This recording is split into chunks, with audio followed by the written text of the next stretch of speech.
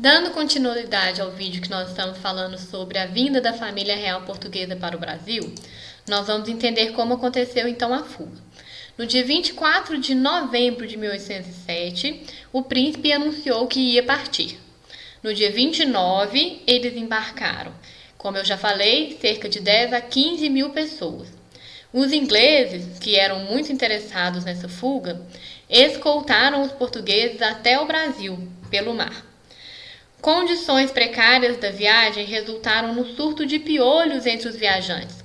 É claro que naquela época as condições de viagem eram muito complicadas.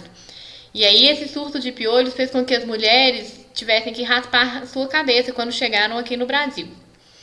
Chegaram primeiro no dia 22 de janeiro em Salvador. Foram 54 dias de viagem até a parada em Salvador. O principal acontecimento nessa parada em Salvador foi a assinatura do decreto de abertura dos portos brasileiros às nações amigas.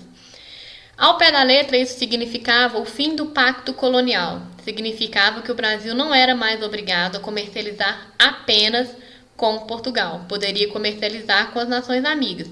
Qual nação era a mais amiga nesse período? A Inglaterra. Em março de 1808, eles chegam no Rio de Janeiro. E aí o Rio de Janeiro passa a ser a capital do reino português. Para acomodar todas aquelas pessoas, quase 15 mil pessoas, muitas famílias brasileiras nativas foram desabrigadas. Mas, por outro lado, a cidade foi modernizada e adaptada para os costumes portugueses. Isso trouxe um grande aparato cultural para a cidade, como a criação do Museu e da Biblioteca Nacional, Imprensa Régia, Banco do Brasil, Academia Militar, Marinha, Academia de Belas Artes. Vários fatores foram muito importantes para a vida cultural do Rio de Janeiro e o desenvolvimento da cidade também. Por que esse acontecimento, por que 1808 e a vinda da família portuguesa é tão importante na nossa história? Porque foi a partir disso que a gente teve iniciado o processo da nossa independência em relação a Portugal, que vai se concretizar em 1822. O período em que a família real portuguesa morou no Brasil ficou conhecido como período joanino e foi repleto de episódios que acabaram minando a relação Brasil e Portugal.